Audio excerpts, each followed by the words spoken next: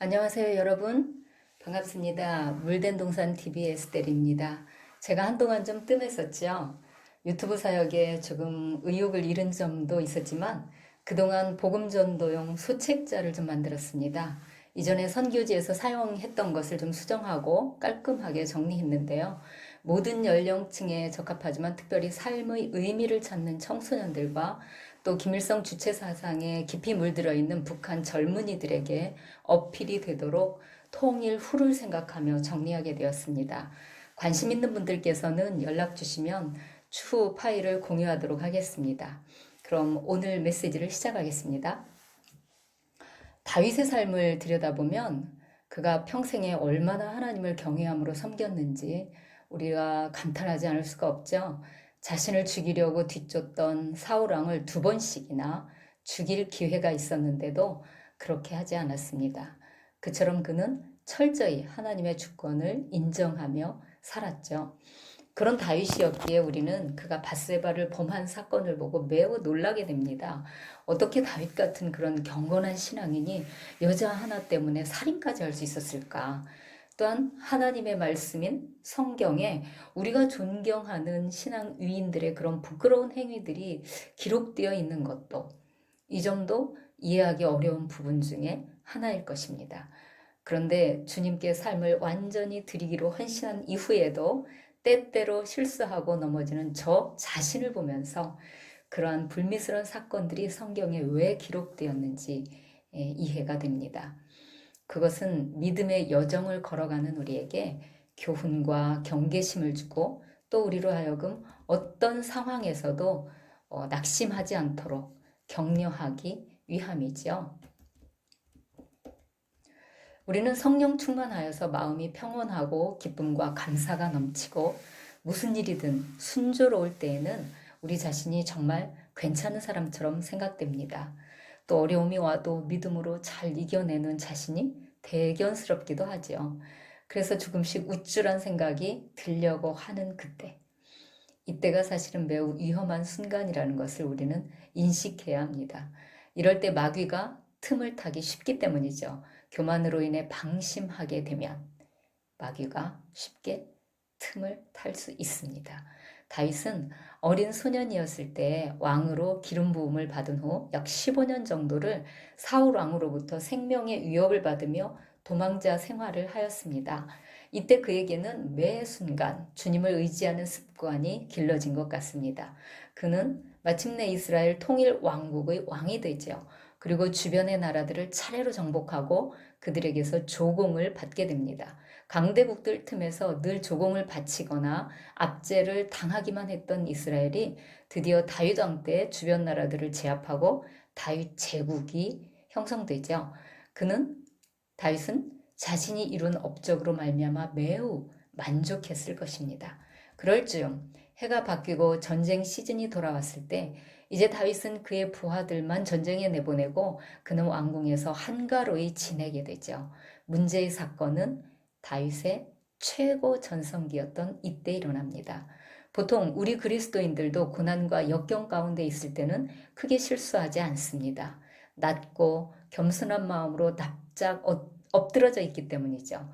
그런데 어떤 큰 승리가 있었거나 일들이 잘 되고 있을 때 방심한 나머지 일을 그르치기가 쉽습니다. 저의 경우에도 주님의 도우심으로 위기를 잘 넘긴 적이 있었습니다. 주님의 부르심으로 저희 가족이 선교사로 떠나기 얼마 전이었습니다. 떠나기 위해서는 해결되어야 할 몇 가지 장애물들이 있었는데요. 최종적으로 불가능해 보였던 일이 극적으로 해결되면서 제 마음이 매우 흥분된 그야말로 업된 상태에 있었습니다. 관련된 일들을 마무리하고 저희 집 대문을 확 열고 나오던 그 순간, 대문이 철문이었어요. 어찌된 일인지 그 철문에 그만 엄지손가락이 끼고 말았습니다. 순간 너무 아파서 눈물까지 찔끔 흘리면서 아이고 주님 너무 아파요 라고 했더니 제 속에서 바로 주님의 음성이 들려왔습니다. 조심해라. 저는 아픈 중에도 주님의 경고에 감사를 드렸습니다. 그 엄지손가락은 검푸르게 멍이 들었고 선교지에 도착한 후 한 달이 지나서야 손톱이 빠지고 새로운 것이 나오기 시작했습니다. 그 멍든 손톱을 볼 때마다 주님의 경고가 생각나 마음을 다투곤 했던 기억이 납니다. 사실 여러분에게 공개하기 어려운 더 부끄러운 일들도 많습니다만 오늘은 이 작은 사건만 이야기합니다. 이 같은 문제로 상담하고 싶은 분들은 개인적으로 연락 주시기 바라요. 또 우리가 큰 실수를 저질렀다 해도 낙심하지 말아야 할 것은 주님께서 우리의 연약함을 아시기에 우리가 깨닫고 돌이키면 곧 다시 회복시켜 주신다는 것입니다. 얼마나 좋으신 하나님인지 경험해 보신 분들은 알 것이에요. 그래서 다윗은 이렇게 노래하죠. 시편 103편 13, 14절입니다.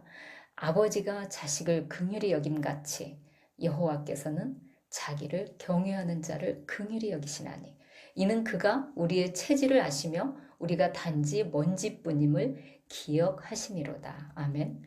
우리를 만드신 주님은 우리가 얼마나 부서지기 쉬운 존재인지를 아십니다.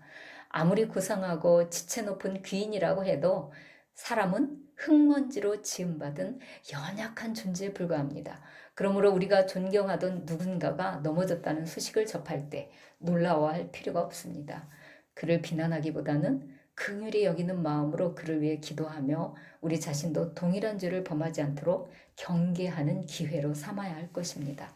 성령께서 우리 안에 계셔서 도와주시기 때문에 우리 자신이 괜찮아 보이는 것이지 언제든 잠시라도 그분이 우리에게서 멀어지면 우리의 심령은 지옥으로 변해버릴 수밖에 없는 참으로 허망한 존재들입니다. 주님으로부터 눈을 떼어 사람을 바라본다든지 물질을 의지한다든지 또는 세상 것으로 인해 근심할 때도 여지없이 무너져버리는 우리 연약한 모습을 보지 않습니까? 이 시간 함께 기도로 주님께 나아가기를 원합니다. 좋으신 하나님, 우리 아버지요, 찬양과 감사와 영광을 올려드립니다. 주님, 우리를 이렇게 부서지기 쉬운 연약한 그릇으로 만들어주신 것을 감사드립니다.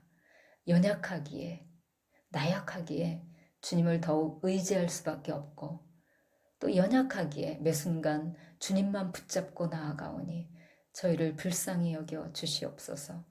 주님 오실 날이 참으로 가깝다는 것을 압니다.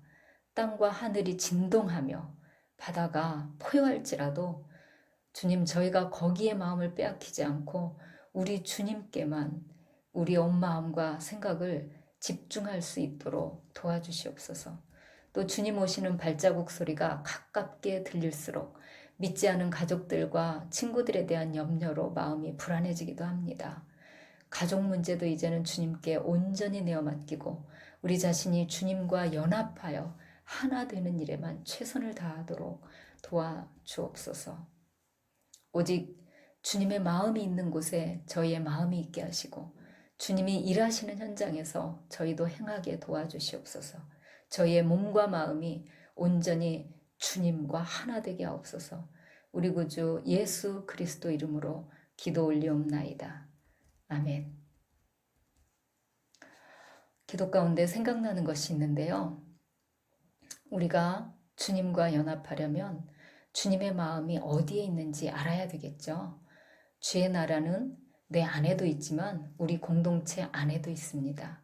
다음 시간에는 지금 우리 공동체가 처한 상황에서 우리가 지향해야 할 진정한 경건이란 무엇이며 또 주님과의 진정한 연합이란 무엇을 의미하는지에 대해 말씀을 가지고 함께 생각하고 기도하는 시간을 갖겠습니다.